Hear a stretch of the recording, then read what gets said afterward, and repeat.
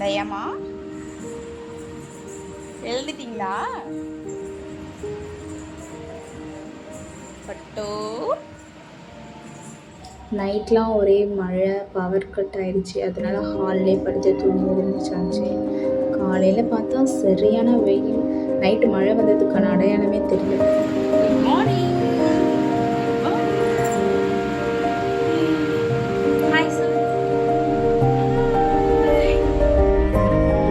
தயாக்கு vaccine போட வேண்டிய வேலை இருக்குது. அதனால் காலையில் எழுந்து கிளம்பிட்டு மற்ற வேலையெல்லாம் பார்க்க ஆரம்பித்தாச்சு. ஃபஸ்ட்டு எழுந்த உடனே ட்ரை ஃப்ரூட்ஸ் தான் ஊற வச்சுருந்தேன். அதை டெய்லியும் பாப்பாவுக்கு பாலில் மிக்ஸ் பண்ணி கொடுப்பேன். அதவே அரைச்சிட்டு பாலில் மிக்ஸ் பண்ணி கொடுக்கலான்ட்டு அதுக்கு தான் ரெடி பண்ணிகிட்ருக்கேன். ட்ரை ஃப்ரூட்ஸ் வந்துட்டு நைட்டே நான் ஊற வச்சுருவேன். ஊற வச்சுட்டு காலையில் எடுத்து மிக்சியில் போட்டு அரைச்சிட்டு பாலில் கலந்து கொடுத்துருவேன். ஹஸ்பண்டும் குடிப்பாங்க, பாப்பாவும் குடிப்பாங்க.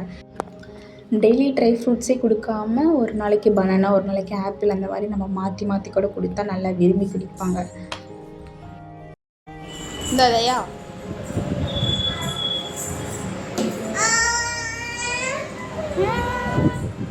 பால்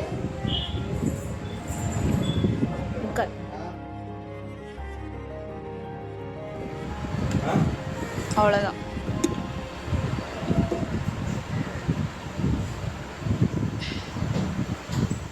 அவ்வளோதான், பாப்பா பால் குடிச்சு முடிச்சிட்டா.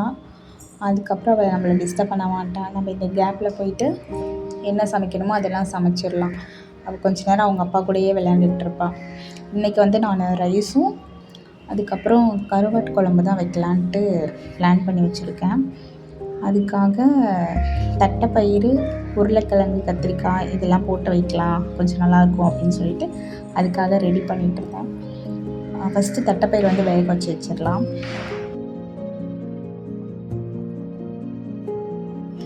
குழம்பு தாளிக்கலான்னு வெங்காயம் தக்காளிலாம் கட் பண்ணிகிட்டு இருந்தேன். தயாவும் கூட வந்துட்டு விளையாண்டுட்டு இருந்தேன், நானும் சமைக்கிறேன்ற மாதிரி. அவங்க அப்பா வந்து கடைக்கு போயிருக்காங்க. நைட்டெல்லாம் மழை பெஞ்சு ஒரு மாதிரியாக இருக்குது ரோடு. அதனால் நான் தூக்கிட்டு போகலன்னு சொல்லிட்டு விட்டுட்டு போயிட்டாங்க. அதனால் மேடம் இன்றைக்கி வந்து என் கூட உட்காந்து நானும் சமைக்கிறேன்னு சமைச்சிட்ருக்கா.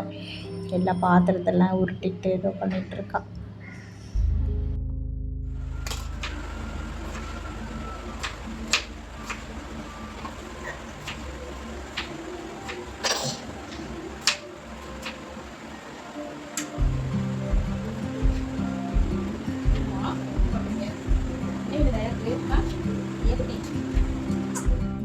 ஹஸ்பண்ட் கடைக்கு போயிட்டு வந்துட்டு சாப்பாடு வெடிச்சிட்டு இருந்தாங்க. தயா வந்துட்டு அம்மா அம்மான்னு சொல்லிட்டு கால் கடியிலே வந்து நின்றுட்டே இருந்தான். அவங்க அப்பா வடிச்சிட்டு நான் வரேம்மா அப்படின்னு சொல்லிட்டு இருந்தாங்க. யாரோ ஒருத்தங்க கூட இருந்துகிட்டே இருக்கணும் அவளுக்கு. கருவாட்டு குழம்பு அவ்வளோவா எனக்கு வைக்க தெரியாது, ஏதோ எனக்கு தெரிஞ்ச மாதிரி நானே வச்சுருக்கேன். வெங்காயம் தக்காளி ஃபஸ்ட்டு வணக்கிட்டு அதுக்கப்புறம் காய்கறியெல்லாம் போட்டுட்டேன்.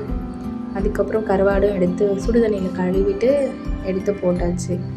அது கூட தட்டைப்பயிறு போட்டு நல்லா வணக்கிட்டு கொஞ்சமாக தண்ணி ஊற்றிட்டு அப்படி நல்லா வணக்கி வச்சுக்கிட்டேன்.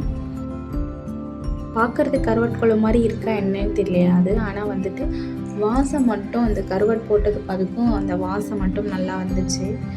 நான் லைட்டாக அது கூட கொஞ்சம் கெட்டியாக இருக்கட்டும் அப்படின்னு சொல்லிட்டு தக்காளியும் பொட்டுக்கல்லையும் அரைச்சி ஊற்றிருக்கேன்.